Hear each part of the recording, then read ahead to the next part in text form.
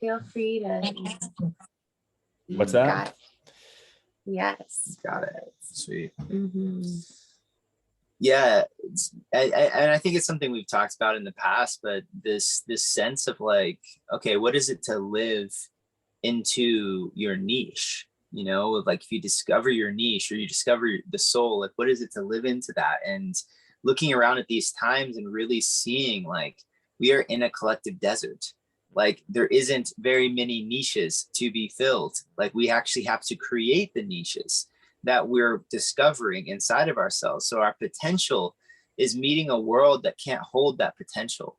And so the part of this task of being an adult in these times is to like create the containers for our own self-emergence, you know, and that fundamentally, like, it has to be as part of like our S.E.E.D.S framework if we are creating a container for our own self-emergence, it has to also be creating the conditions for others' self-emergence. Mm-hmm. You know, that there can't be a separation of I'm creating something for myself that is separate from creating the conditions for somebody else to fill their niche too, because we are interconnected. And so we like been really like thinking this task of the adult, like in these times and this part of being lonely is like, okay, like we have to steward the greening of the desert and have to take on, you know, creating niches at these like little, or creating well springs and creating niches around these well springs to invite other people to even know what their possibilities are, like what is possible in this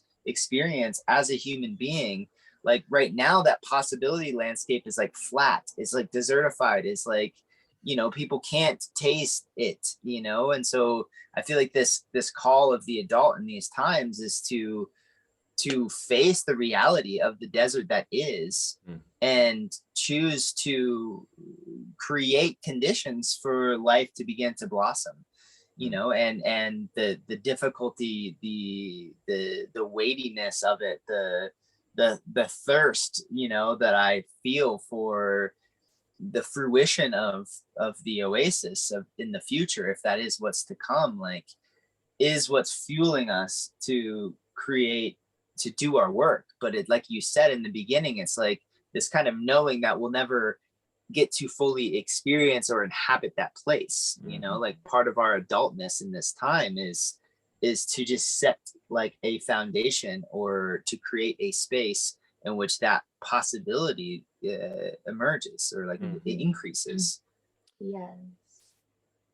How did the two of you come to believe enough in possibility that you could take the leap? Because it's a risky leap, you know. To even consider possibility outside of the desert is to awaken a part that's already deeply wounded, that's already deeply steeped in cynicism and negativity. And I think that to even dream in this way, let alone live it in the way that you're both stepping into living it, I would love to hear that story. Those stories. Yeah. Well, we have our own sovereign stories in that question, of course. And then there's a way that our meeting amplified that trust or that capacity to be with the unknown and to dream big. But for me, and how I would kind of locate that story in myself was, I feel like a piece of it was that I was gifted a felt way of being, a container of love in my early childhood that really helped me be able to know that a way of being. We called ourselves as a family a tribe and a clan, and we were very much embedded in a loving container, and this idea that all humans want to be loved and want to have the opportunity to love one another has stayed with me forever. And there was a lot of chaos and disorder, and there was, you know, financial scarcity in my family, but this sense that we chose love over those monetary financial choices. And so there was something that I think was also maybe just part of my essence, but that was born in this family that could cultivate this sense of, I named myself Helper at 4 years old because I understood in a childlike way that I got meaning and belonging from being of service to others in my family. And that has of course matured over time, but the sense of how deeply interwoven I felt in my somatic blueprint.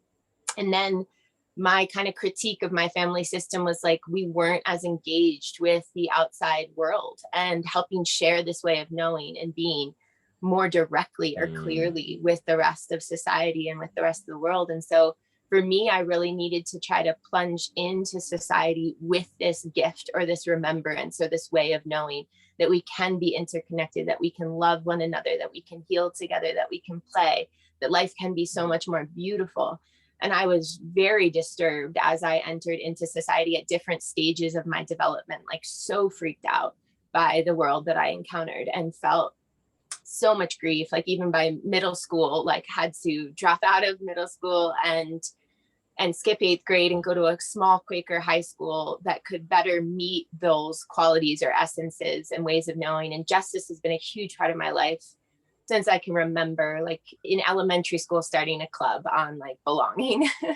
And so these themes of like trying to bring that into these spaces, and then 2, wanting to be able to sort of legitimize that something that I was carrying in a way that could be met by our world, like trying to bring that into culture in a young way. And so that meant like professionalizing into social work and therapy and trauma-informed work as a way to bring this love and this care and this humanization to the brinks of those who are most systematically marginalized. And so I worked in that world, nonprofit mental health, for several years in California and became licensed as a clinical social worker.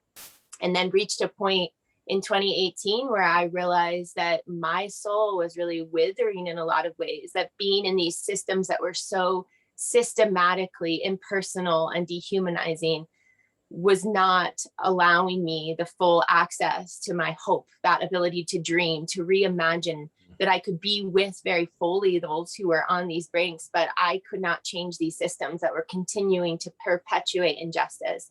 And so I needed to learn how to liberate myself. If I hoped for collective liberation in any meaningful way, I had to learn how to liberate my own creative potential and my own visions of what's possible to be able to then offer that to the collective.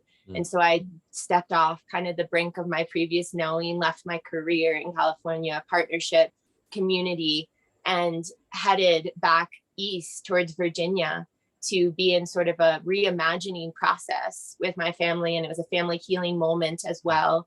And to dream into my practice, like really imagining much bigger what that could mean. And in that process, knew that I needed to do a rite of passage. I needed to claim adulthood and step into that. I had been playing like a first adulthood role, but I needed to, now I understand maybe that was like more of the oasis in some ways, that I had done that. And I needed to actually step into my true North adulthood.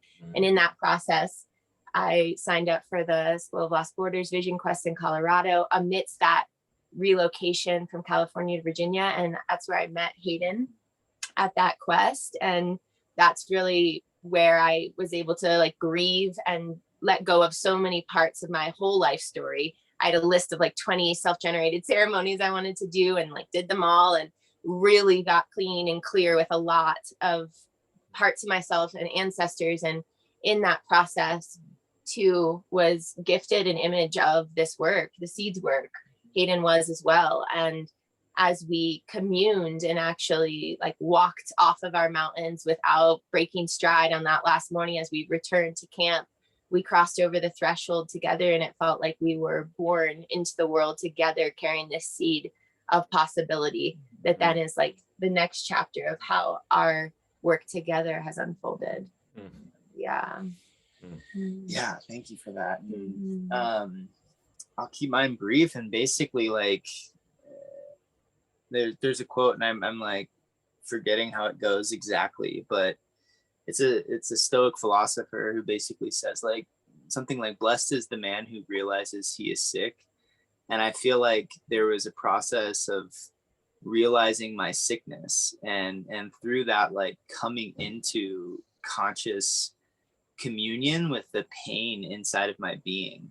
And like having like been raised in Orange County and totally of the world, and you know, like staunch Republican, and you know, like corporatist and working for corporate America, and going through Christian school all the way through college and playing football all the way through college, like I had reached a point though, like in that journey where I was self-destructive. I was, you know, like partying and living, trying to live out this image of what I thought a good life was, you know, like being wealthy and like, you know, having the cars and having, you know, the girls and these different things, and just realized inside of that I was dying. Like I had a couple just moments of grace, you know, where something broke through the cracks and I was able to see myself, you know, and encounter like this human being who was desperate and dying and starved for meaning. And, you know, I have a few memories of like, just like so anxious, not being able to sleep at night, like, and just waking up and starting to journal. And I like never had journaled before. And it just like, I just had to move something had to change and shift inside of myself. And I remember writing that I felt like I was on the edge of this like shoreline, and there was like these boats just waiting for me to take me to off into this horizon of possibility. And it just felt so amazing to leave where I was and go somewhere different.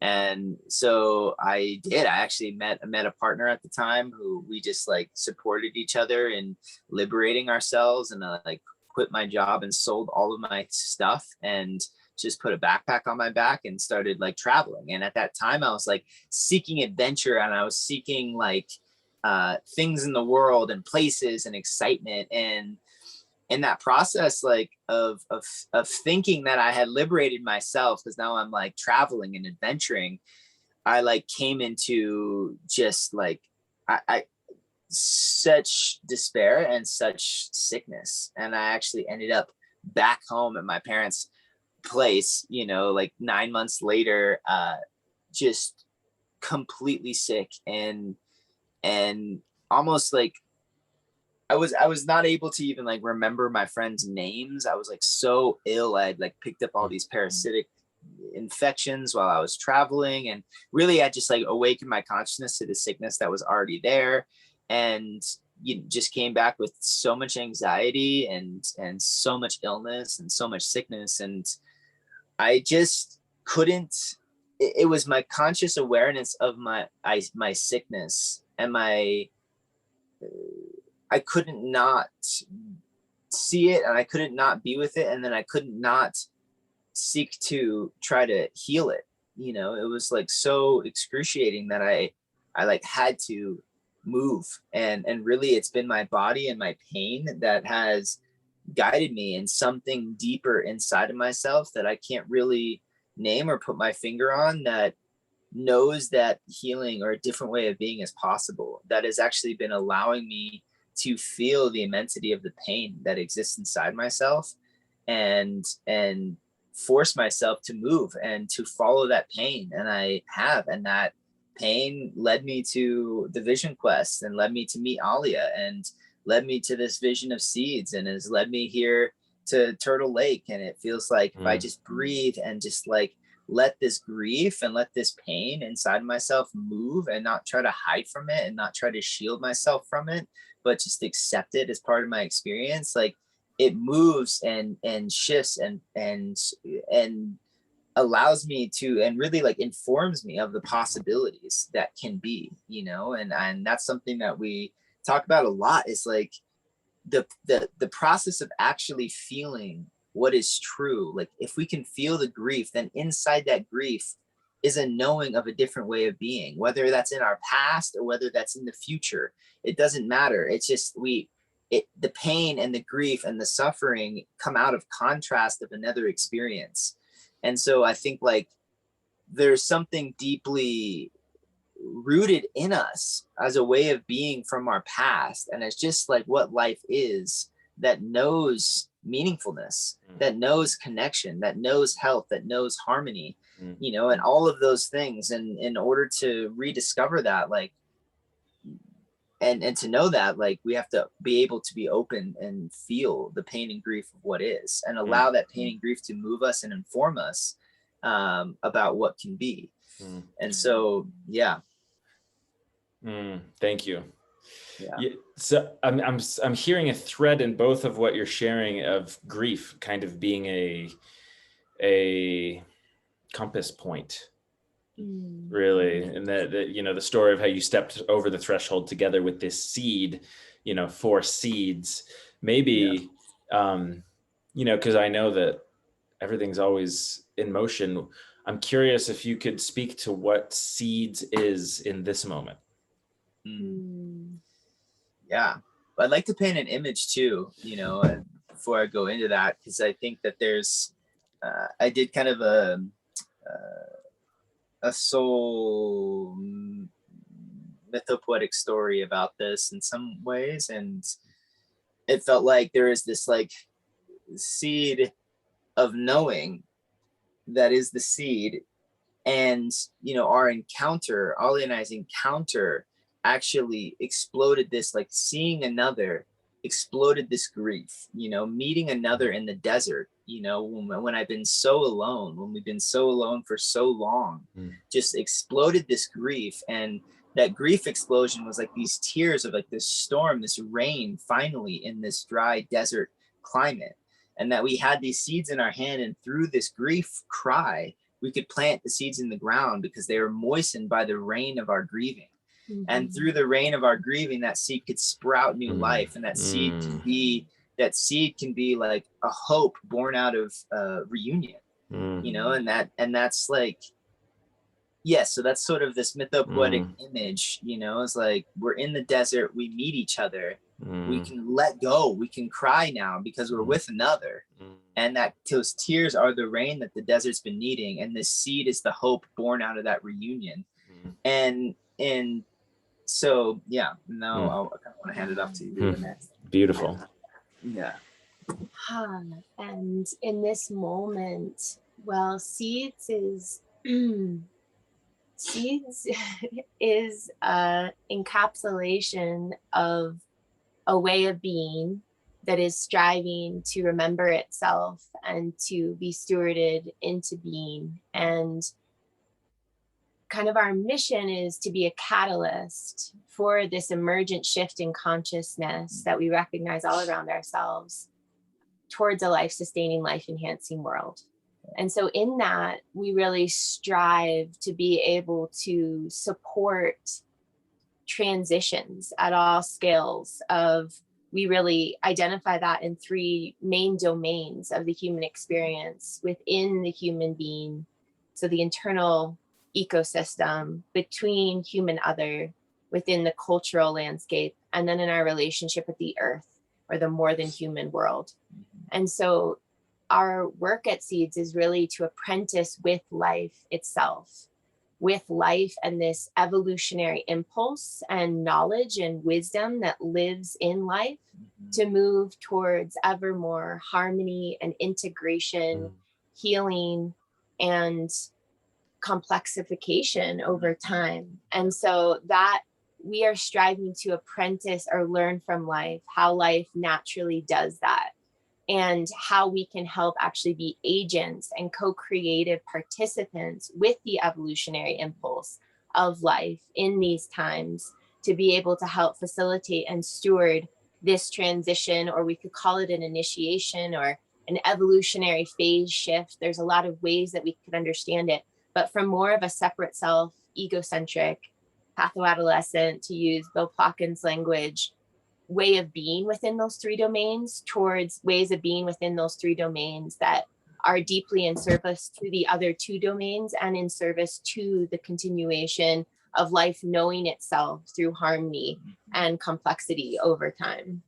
Yeah, exactly. So that, like, for a few years in our partnership, we were just in this deep kind of metaphysical process with seeds, like understanding the images, the frameworks, and then out of that, like, so it's like kind of being in the seed phase itself, you know, where we're like in the darkness, in this womb, like remembering everything that it has been. Like the seed is an encapsulation of its entire past, its entire lineage woven into its very essence.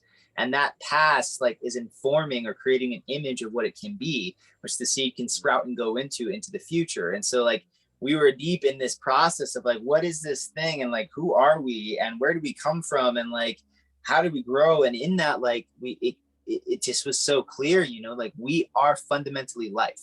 We are life, and we are the earth born out of itself. And all of life, when it fills its niche, when it takes its role, is in service back to life itself. Like its fullest expression, the tree's fullest expression is in service to the forest, but the forest needs each individual tree to be in its radiance and its magnificence. And so this, its seeds is like this invitation for this unification of the individual with the collective, and the realization of our interwoven nature, and that life wants us to be as radiantly expressive as we can be.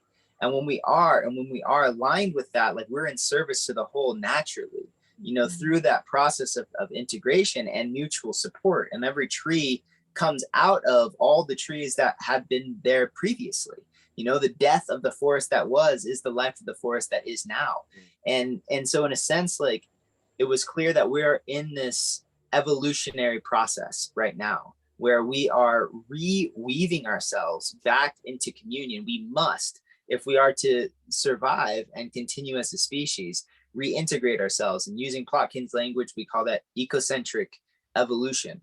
So it's like we are moving from this egocentric illusion of separateness and separate self towards an ecocentric interconnected world.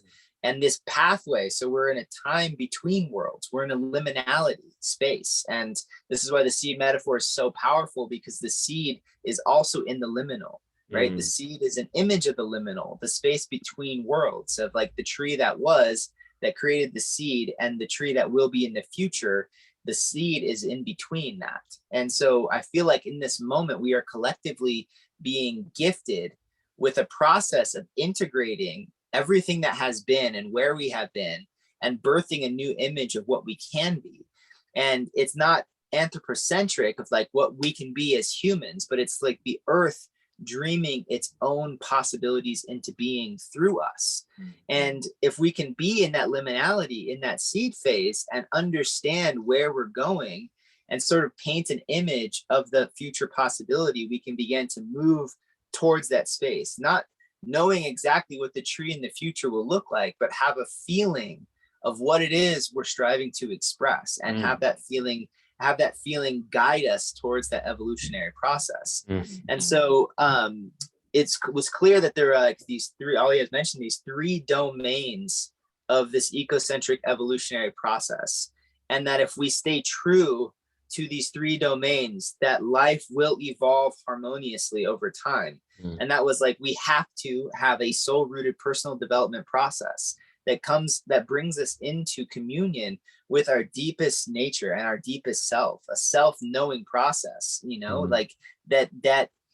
So there's that. And then we have to have a holistic community development process, where we are growing community in a holistic way that actually helps every individual come to know who they are on a soul level. Like the community itself is creating the foundations, the ceremonies, the ways of being to actually grow ecocentric, soul-rooted adults for the future.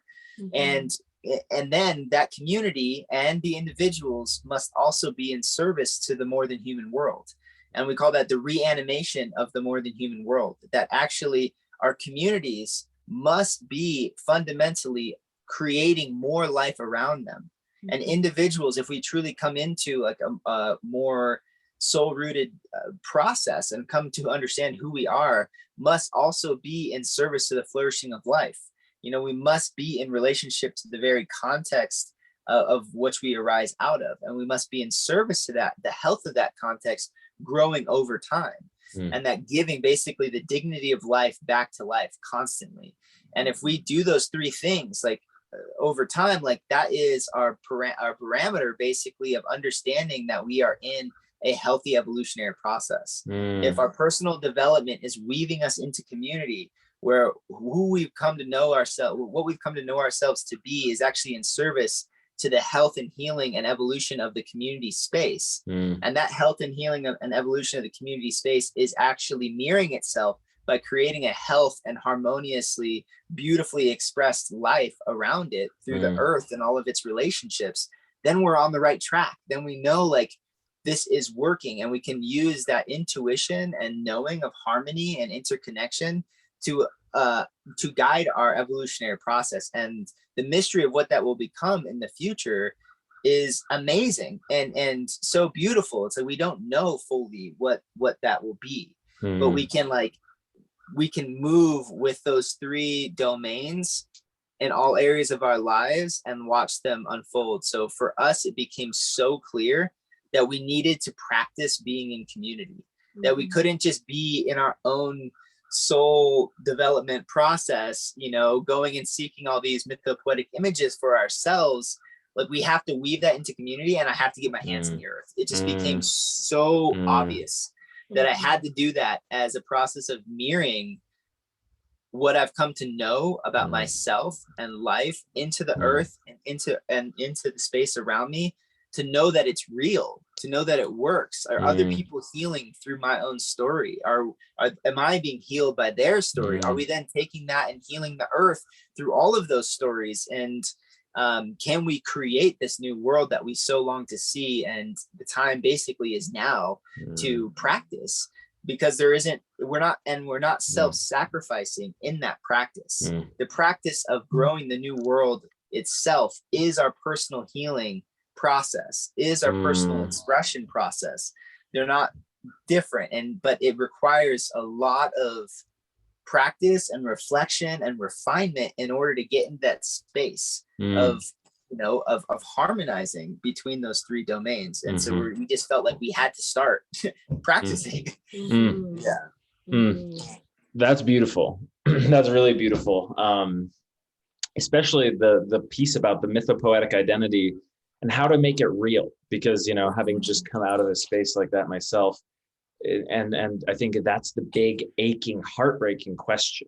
You know, I've been gifted this essence of self, this mission, this seeing what I'm here to do, and then how the fuck do I go live that into the world? Like, yeah, you know, with like emphasis on fuck. How the fuck do I do this? You know, and I think I'm just sort of conscious that maybe this recording will be used for something. I think it should, you know, I think even if, you know, I'm planning to write an article with this, but I would love to like put this out there. And so I want to paint a picture of the way that you're making this real, you know, and I'll share what I observed from my time with you at Turtle Lake. And then maybe you can fill in the gaps of what's happening, and like, you know, the timeline really strikes me as being really powerful. But, you know, essentially when I got to Turtle Lake, I was blown away. You know, I was blown away at the garden, and you both sort of just like really just like took me on a tour of the space and shared with me the way that, you know, when you got there, it was feeling kind of disconnected. I don't want to put words in your mouth, but it was just feeling like there was elements that needed to be brought in. And within the course of however long you've been there, like, and it sounds like what I'm hearing you say is that this was an experiment, like ultimately, you know, it's like, because that's one of the questions that's been lingering. I'm like, where did you learn this? But what I'm hearing you say is like, this is, we sort of got to the foundations of what was most real for us. And then we just joined this community and tried, you know, like started experimenting, and like the garden is incredible. You know, it's thriving. It's full of food. You know, there was other people there picking food, and, you know, on this beautiful sunny day in Durango, this beautiful summer sunny day, and, you know, people walking dogs, and, you know, overgrown great feral areas. And, you know, it was just, it struck me, you know, the community hall, like hearing the events that you've had going on in the community hall, it struck me as no small feat, at the same time as it struck me as being like, duh, like, of course, like, oh, of course, if you pile, you know, the compost in a certain way, it's going to respond like this, and then you can put it on the food. I'm like, yeah, duh. Of course, if you start having these community meetings and councils where people are actually feeling seen and met and heard on a regular basis, yeah, there's going to start to be this cohesion. As you said, like but there's a real inherent trust of like, because everything that you both just said is great, you know, and I feel like there's 1,000 books we could read about this, but I think it's the actualizing of that vision into the world and the speed at which that's happened, you know, and for me, feeling that in my body, like knowing in my own body, like integral spaces and spaces where there's something that is missing, and feeling the work in the resonance in the way that my body felt there, feeling the work that's happened, was really striking to me. So I don't know if there's ways that you want to add just about that, you know. Yes, thank That's you a for really- painting that beautiful picture from that like outsider witness perspective coming in. And I would say that this project, this community that we've found ourselves and really we're invited into and invited ourselves into, has been like an experiment or an exploration or a study in the concept of place-based cultural regeneration.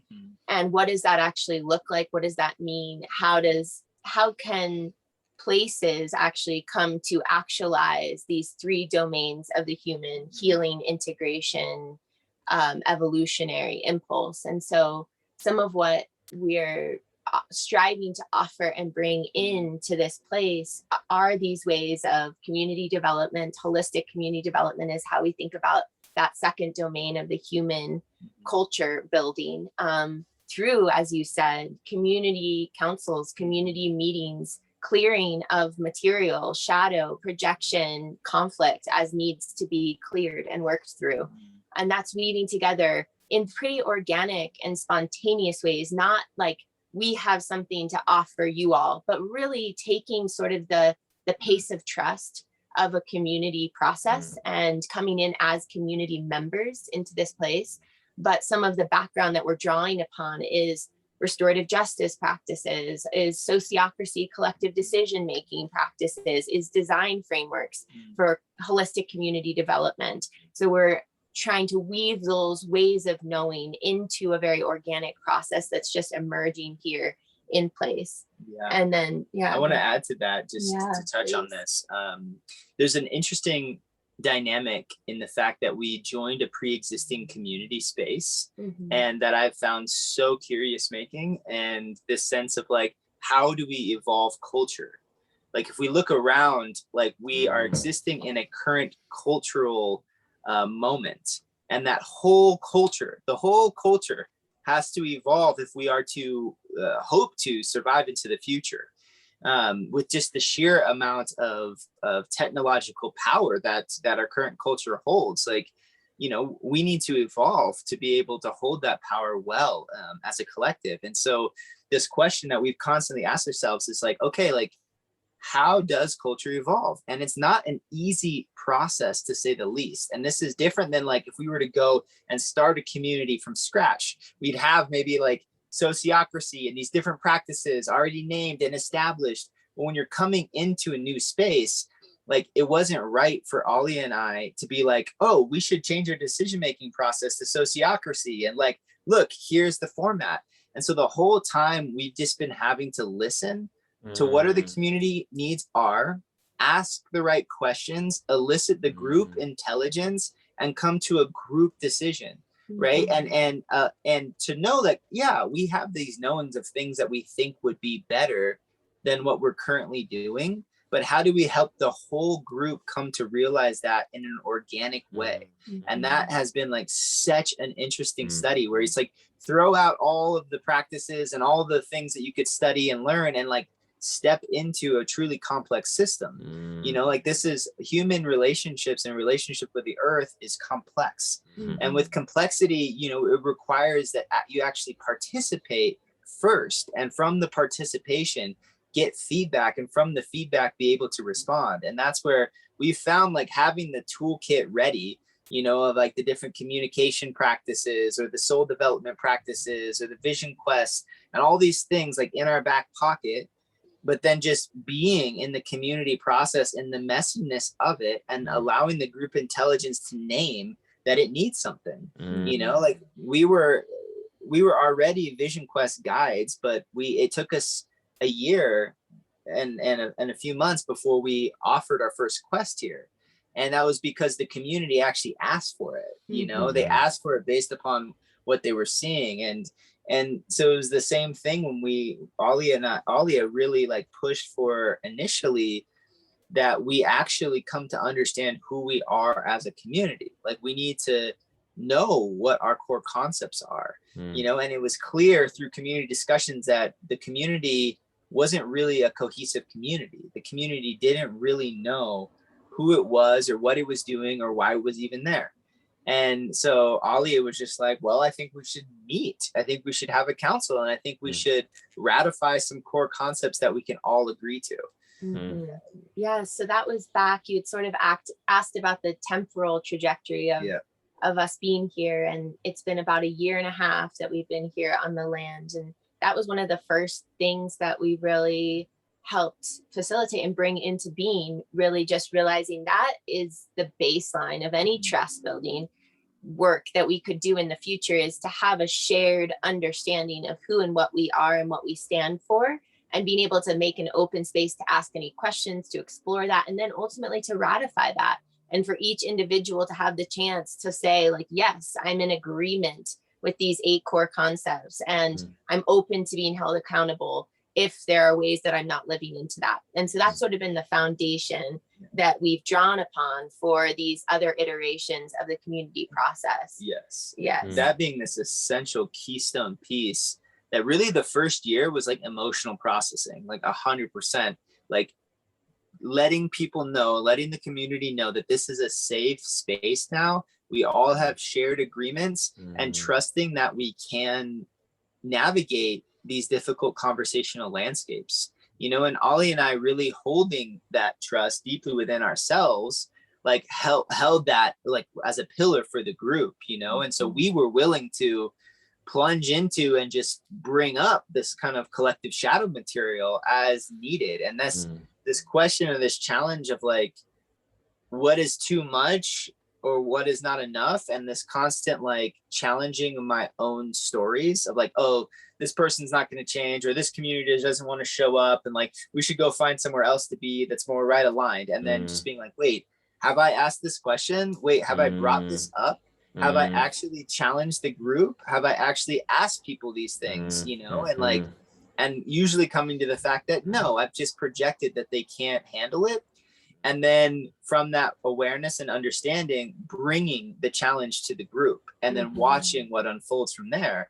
And I've been time and time again, we have been pleasantly surprised that when you lean into that process and you have trust and faith in the human capacities, like we can work through it, and a new space can emerge that continuously invites transformation. And I think that's so key just collectively at this moment, is I feel like we're all still like going off and trying to find and search for these like perfect conditions to be in these harmonious co-creative relationships. And the truth is, like, we're all coming with our trauma, we're all coming with our experience of separation, we're all coming with this imprint of this pathological culture. And we have to trust in our capacity to heal that, and we have to actually willingly lean in to the messiness, you know, and kind of, you know, bring it up to the surface so that it can clear away, and trust in our agency and our capacity to do that. That feels to me central, you know, and I think honing in on what I was feeling, because I feel, you know, the garden design, you know, those are all things I would love to touch on, but I think what I'm most inspired by is that human element, because it's like those garden designs exist.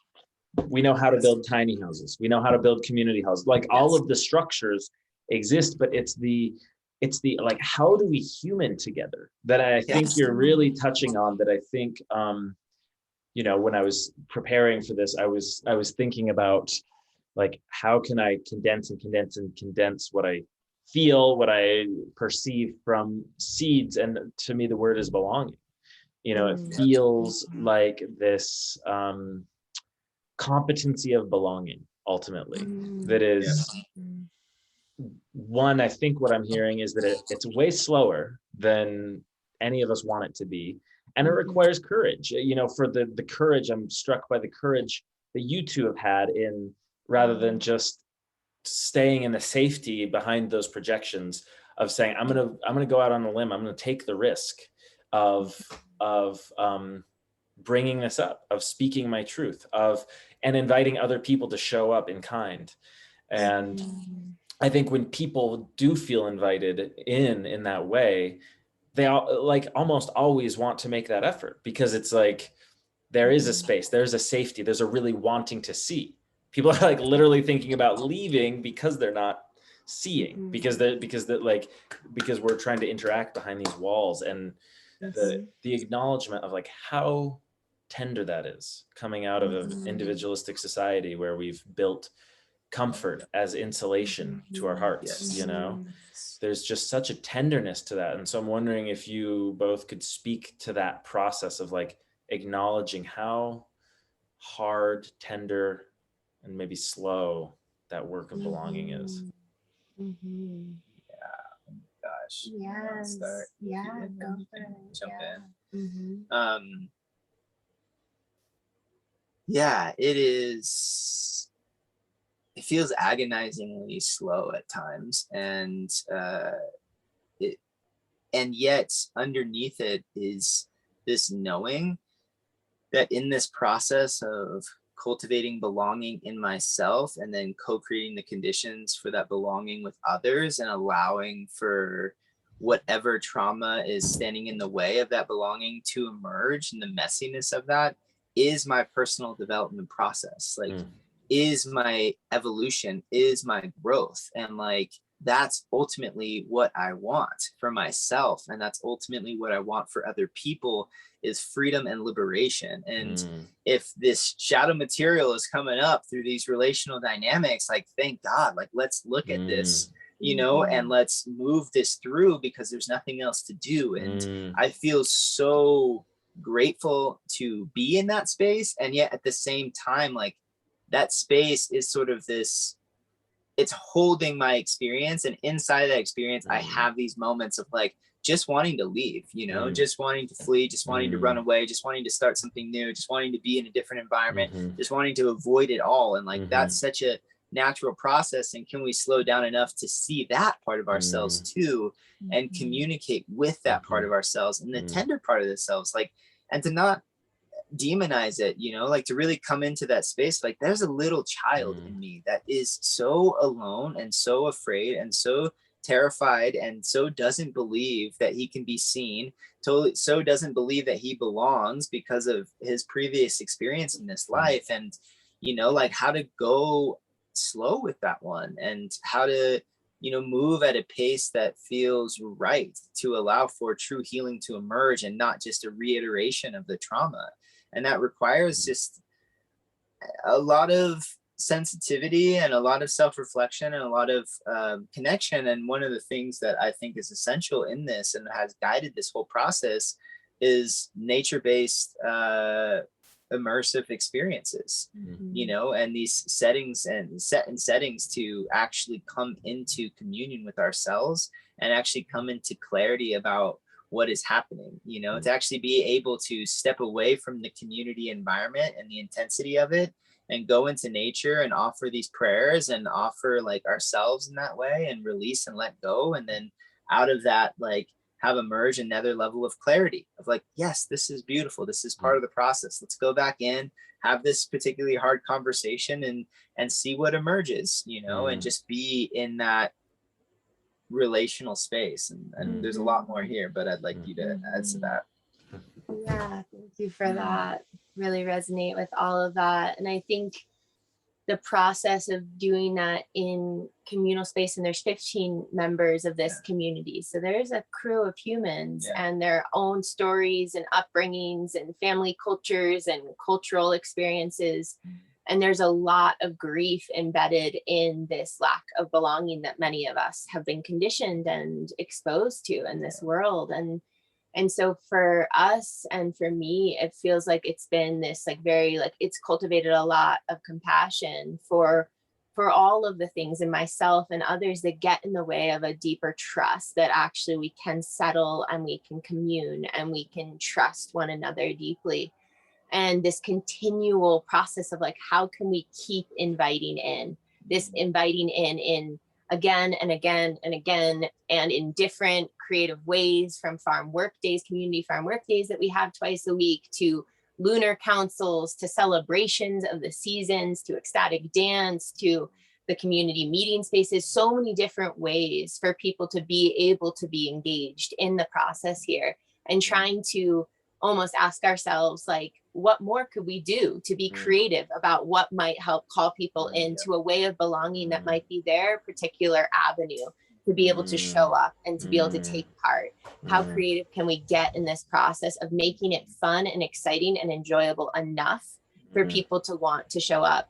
And the flip side of that too is that we are consenting to a certain way of being, and part of that is a desire to co-create what Turtle calls this farm school community. And so this continual inviting in and also reflecting back of like, hey, this is what we're choosing to do together as a community. Like, we miss you. What's going on? Like, what do you need to be able to show up? And through that, like, it might not be the right fit for you too. So this sense of belonging, but also accountability that has to be balanced in a really interesting way in these times, because we can't just cater sort of to people's wounds. We can't allow each other to stay in a detached, separate reality. If we're choosing to do this thing together, we also need to be helping make room and space for those who are hearing the call and really want to be here fully. And so this really interesting dance and balance with that process of creating as much safety and invitation,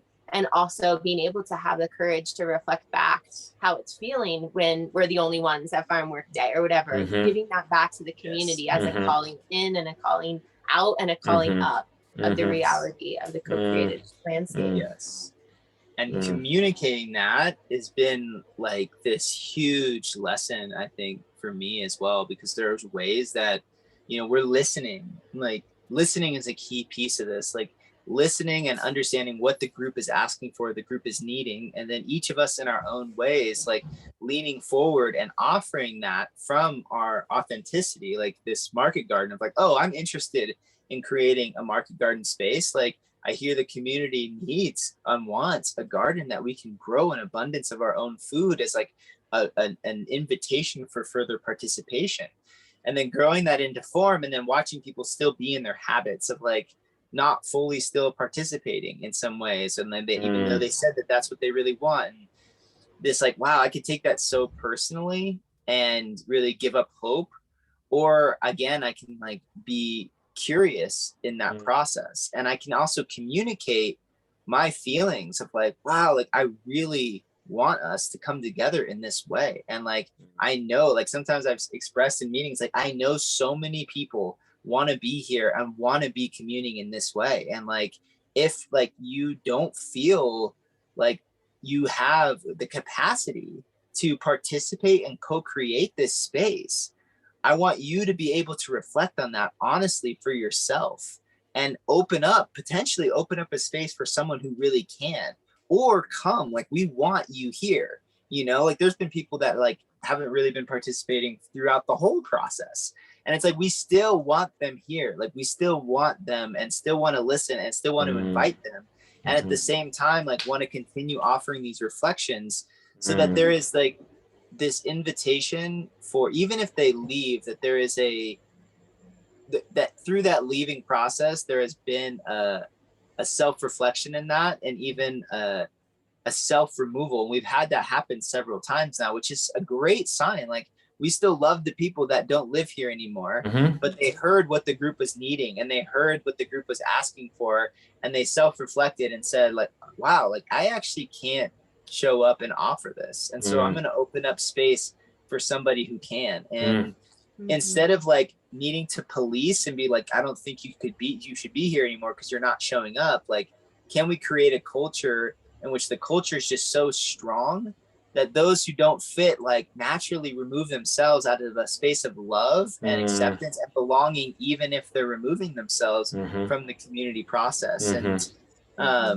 So yeah, it's just this continual process of curiosity, you know, and willingness to like say what's at our edge and where our heart is and what our deepest longings are, and share those with the community so that everyone can feel that, and then they can share back what their deepest longings are, and then we can hopefully harmonize what those longings are and support each other in actualizing them.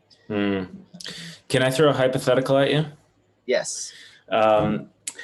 You know, when I think about this, when I consider living in community, you know, and it's something that's, you know, on the forefront of my life right now too. And I think there's ways that I learned through culture that I needed to I could only really show up if I was in like a good mood, or if I wasn't going to be, and that's like a really deep wound for me, you know. And there's a way in which I've cultivated a lot of solitude in my life because of that. And so I'm curious, when you say showing up, is that an invitation to people to show up exactly how they are? So it's like, come to the farm thing, even if you're having a shit day, you know, or is it, you know, like, how does that work? How does that whole Definitely.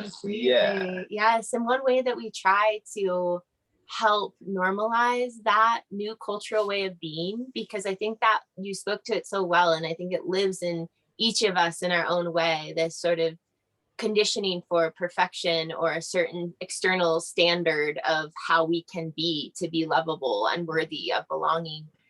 In our work days, like, we always start with a community check-in, and we do a community check-out, and we try to normalize, like, this is a chance for you just to let us know, even in silence or in emotion or whatever, how you are right now, so that we can know that, and you are welcome. We're so glad you're here exactly as you are.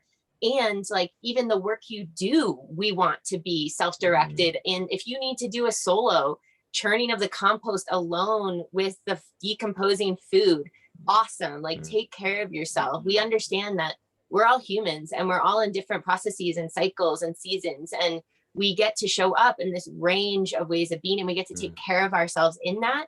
But how can we have the actual community container grow in its capacity to hold us through the different seasons, cycles, moods that we're in, without judgment, but actually as a way of like being able, through seeing you in that way, to know you more deeply, and to give myself permission to show up to farm work day when I might be exhausted or tired or really not social and just needing some space, or emotional, or whatever it is. That's so respected and welcome. And in all of our spaces, we try to really normalize like an open space for how you truly are, without an expectation or a judgment about that, but gratitude that you're here in whatever form you're here in. Yes, exactly. And I just touching on this third pillar of like the reanimation of the more than human worlds. Like, one of the things we try to invite in our farm workday practices is like naming. So we do the council and feel into where everyone's at, and then naming different things that people can be involved in. And it's like, if you need to like clear some shit away, like in your life, like there's an area that you can just go chop shit down, you know, like if you're feeling angry and like you need to do something heavy, like you can wheelbarrow mulch around and dump it on the ground. Like if you got grief, like go lay in the garden and give your tears to the earth. Like whatever you are, wherever you are at and whatever you're needing, we can find a way to be with this land. This land wants to be healing. It wants to offer itself as healing. And we need to learn to come into relationship with that process, and to reconstruct or deconstruct what we mean by work days, right? Like and that's primarily part of the design of all of our intention here. It's like the garden, we want to feed ourselves, but if we're overly stressed about production or making money off of this market garden, then we're sacrificing the animism of the place, or we're sacrificing the healing qualities that want to come through. And so when we invite people in the community to participate, it's just like, if you just want to sit there and talk to somebody while you pick a few weeds, like it's all okay. Like, we throwing out expectations around these sort of production minded goals, and really sinking into the present moment and allowing our emotions and our experience and our feelings to inform how we're actually participating with the earth and each other, and knowing that every emotion is good and every emotion can move and flow. And it's amazing to watch that happen in the work days, where people come with like anger or frustration or grief, and they leave with joy and praise or whatever, or more connection, or just watching and then having an opening council and a closing council of the session, and getting people and ourselves to become aware of how powerful coming into communion with place is, you know, and with the intention that we are stewarding this place, you know, and that's the intention, is we're stewarding it and we're healing through our stewarding. We're personally healing through also healing the earth and coming into communion with it. And so there's days when we get more done, and there's days when we get like almost nothing done, because it's the energy of the group, and learning to let go of expectations of what should happen and step into the moment, and being able to flow with that and create a safe space for that as a community has been such a rewarding and enriching process. Yes. And that like is just one small example of the ways that we're trying to hold these different kind of keystone pieces of the project, always being informed by those three domains of the human experience, or sometimes we call them the three pillars. But this community farm workday, you know, could be thought of as, it could be placed in like, it's about the regenerative agriculture piece, or it's about the community development piece, or it's like healing for the individual. But really we want it to be all three. So how we're doing it make sure that it's holding space for the individual process of belonging and emotional expression and connection with the earth, and growing food that's going to be healthy and wholesome for them on the individual level. How can it be a community building process? We're getting to know each other more deeply and more soulfully. And how can it also be in service to the reanimation of the world, where our food is coming alive to us because we're tending it in regenerative ways, and it's feeding back to us, and we're planting seeds with intention and with ceremony. So how can those three domains of the human experience that we really hold in mind as seeds always be mutually informative as much as possible with everything that we do?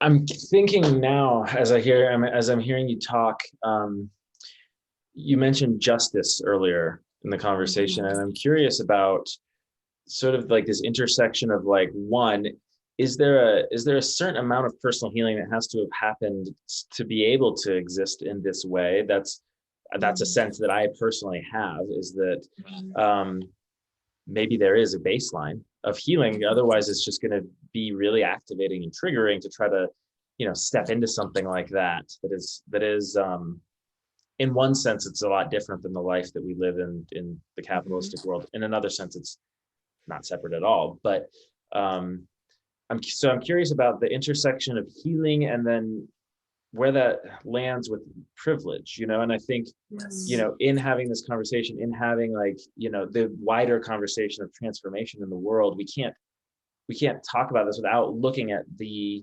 conditions of privilege that make possible living in this way right now, and how do we as people, as white people with privilege, how do we show up in a way that can offer, maybe it's the prerequisite healing to landing in a space like this, maybe it's decentralizing the information or offering it freely. And I know that you've been thinking about that, so I'm wondering what you would want to say about that. Yeah, I'm really grateful for you to bring this piece in, and it's so essential in our times. And anti-oppression and anti-racism work has been like a big part of my past up until now, especially in the Bay Area, a lot of community organizing around these issues, and to know how to integrate them now into my life and this work has been something that's really on the forefront of my inquiry. And at this point, it feels like what is really being asked, at least of me and us, of like trying to do what we're doing well enough that it actually is a gift to the world. And through that process, being able to try to invite others in, make allyships, make relationships and connections that can offer what we're doing as it becomes more and more stable and solid and harmonized, and well done to those community members and folks in this area who may not have as much access to these ways of being in connection to the earth or each other in this particular means, and through that be informed by ways of being in connection with the earth and each other that might not even be in our awareness, that could be integrated or deepening of what we're doing here. But there's this sense of trying to do what we're doing well, and in that process being able to invite and learn from and help develop that over time and reach more people, as well as being able to disseminate what we're learning about this process in a very open source way to other groups and communities, and maybe cultural groups who are in a process of community building or permaculture or regenerative agriculture or earth stewardship in their own ways, that potentially this kind of community design framework or aspects of it that are translatable and universal to a certain extent of humans being in relationship with each other and the earth and ourselves can be disseminated and shared in a way that is very open source for the service of evolution.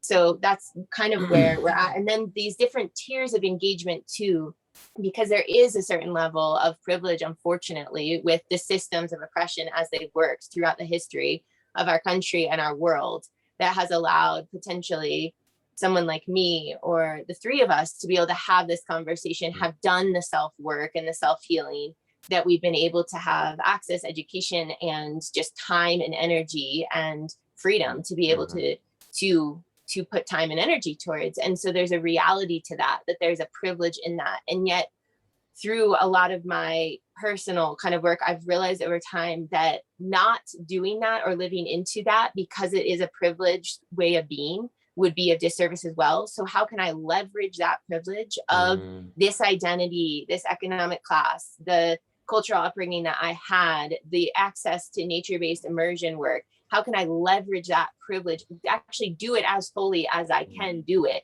as an ultimate gift to be able to offer to more people, knowing that not everyone has had the time, space, education, access, information to be able to do this. So if I have, then it is like that tree who the seed falls on a fertile landscape, and it would be silly of that tree not to grow fully into its full potential. And so how can I try to grow into that full potential that's been offered to me, knowing that only then will I have actual meaningful fruit to give back to the rest of the ecosystem that I'm deeply a part of.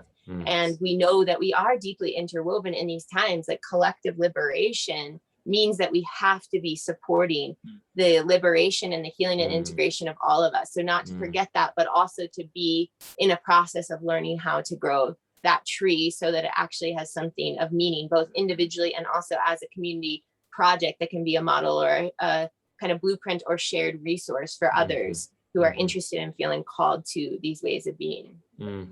Beautiful. Yeah. And just to add to that, like we in like no way are trying to create an insular paradise, and knowing that that's an impossibility. And so fundamentally, as part of the design is the permeability of our boundaries, right? So of who we are.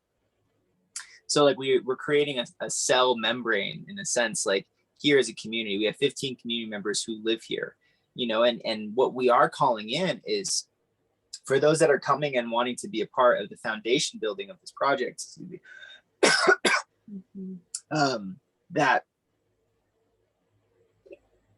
that there is a certain level of self-awareness and self-healing and capacity and self-understanding of knowing what gifts they're bringing to the table and why, and what they're signing up for and what's involved.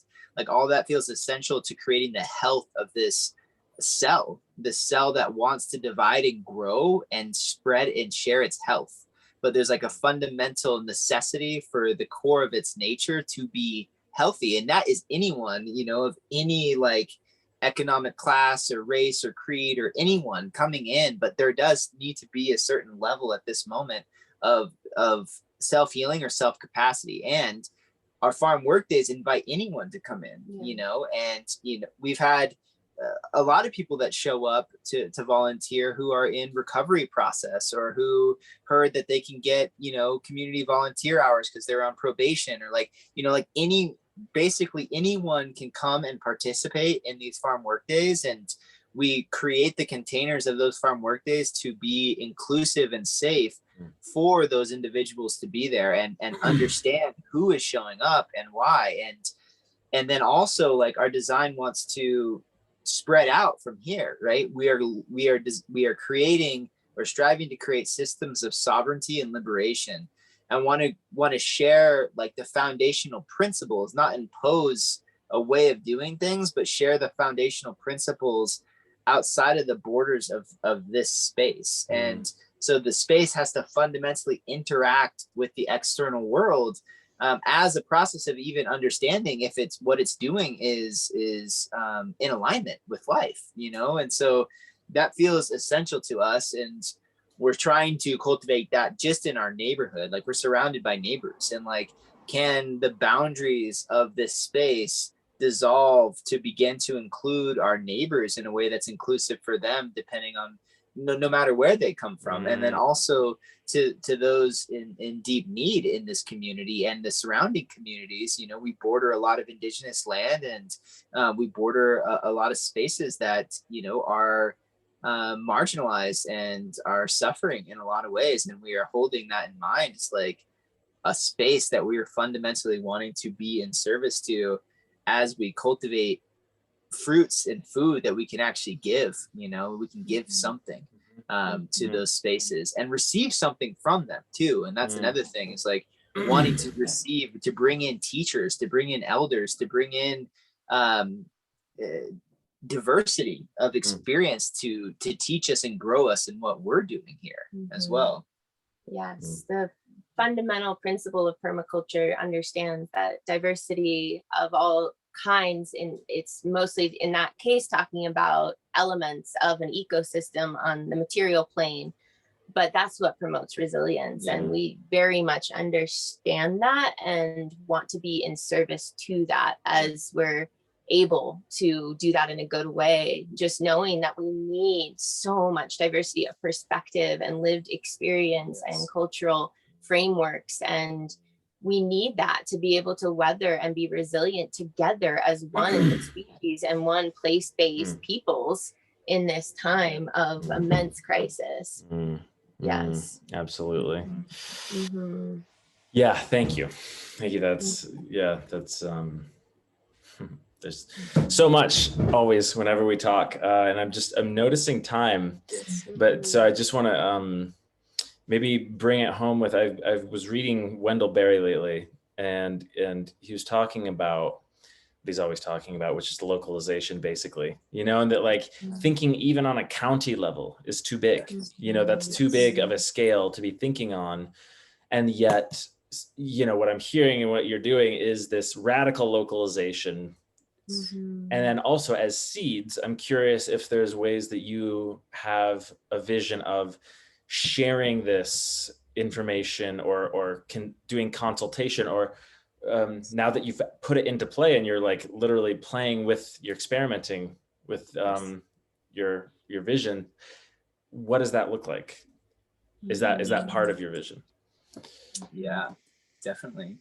And yeah, that radical localization piece is so essential. And, you know, a big piece for me is like, I did a 7-day quest above the land that we're living on now, this community space, with this intention of like, what am I doing here? How can I serve this? And the land was so clear that it just like honed in and pinpointed onto our little home. Like, it starts right here, and it starts right around your home and right inside your home and inside yourself. And then it can grow, and it can grow into this valley here. And like, this land, these people that live here are part of this place, and this place wants to participate in its own liberation. But it has to start with yourself, and it has to start with your community, and it's got to ripple out from there. And that's like on the material level, what this image that we've been given, that we're in service to, and that we've been seeing evolving like step by step from that quest of like, yeah, that can happen. Like, if we embody these values and invite our neighbors in and these things, like, we can radicalize and liberate like ourselves in this place,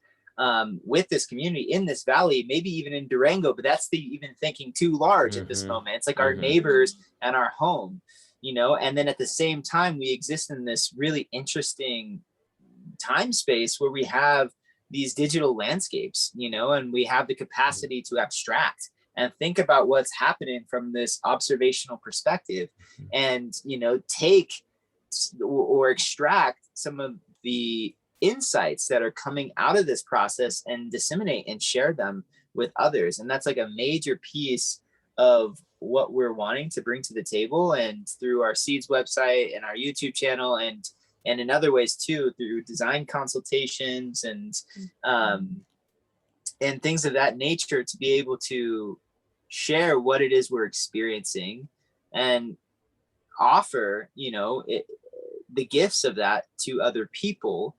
And learning how to balance that feels like the really tricky task. And it actually feels like it's been happening in this seasonal cycle, where it's like the winter is this really amazing time to like encapsulate all the stuff that happened, you know, throughout the spring and summer and fall, you know, and then take that and then share that and disseminate that through these digital landscapes that have more of the etheric quality to them while we're inside and it's snowing out and we're being invited to be in this deep place. And not that that's the only time we're going to share, but it feels like that's when we share the most in that domain.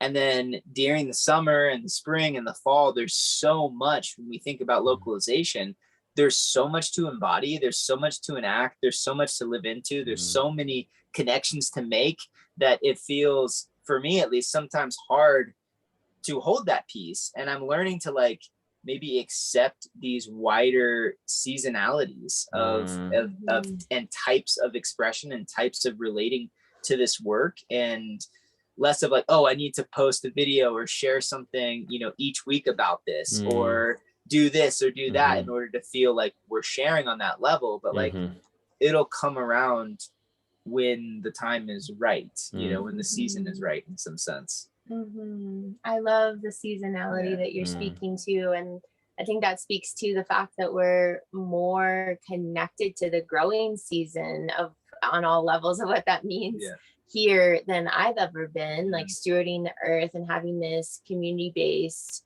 market garden project. We're really attuned to the growing season. And in that too, the winter is a really beautiful time for integration and reflection and sort of synthesization of what has been. And so that does seem like our natural process, at least so far, to try to be in living into and embodying during those heights of the season, and then to be sharing more. And I think there might be micro cycles or seasons within that we can kind of develop over time. But we are so grateful. I just want to say as we close too, for the woman who owns the land here and her radical vision for what's possible, for even allowing, not only allowing, but inviting this type of community process to be happening here. And through it, it's really invited some really creative, you know, we're renters and we don't own this land, but we had the chance through S.E.E.D.S to propose a partnership with the landowner and her nonprofit, Turtle Lake Refuge, to design, implement, and manage this community-based market garden. And through that process, which has been, I think it's really helped us understand some different creative possibilities for partnerships of different sorts, and wanting to be able to share what's happening here, even as like a replicable model for other places where groups of people may not have the means to own their own land, but that there can be win-win reciprocal solutions. The way that kind of proposal and partnership, it has a profit share model. So some part of that actually goes back to what we've created as a community farm fund to help this community become more self-organized and self-resourced over time. And so those different types of creative entrepreneurial partnerships between more traditional landowners and groups of people who are really interested in experimentation and creating more right alignment right where they live, even if they're not landowners, feels exciting and interesting. And all of the ways and offerings that we hope to keep growing into that can bring people into, like the Vision Quest and this place being a kind of preparatory landing site for folks to come into, and also an integration site afterwards, so that people can have a taste of what's happening here through that process of being held by a ceremony, and also become curious about, wow, like the permaculture part of things, or the community process, or the schoolhouse that is this kind of indoor outdoor workshop space, like the piquing of interest through these different avenues of bringing people in that might be think they're only interested in one aspect of this larger ecocentric evolutionary work, but through exposure might actually realize that they're very drawn to the more holistic approach that we're striving to bring into form. Yeah. Beautiful. Thank you. Thank you so much. Thank you. I'm just going to click stop recording, and then we can finish up. But thank you so much for all Yes, that. thank you. Thank you, Chris.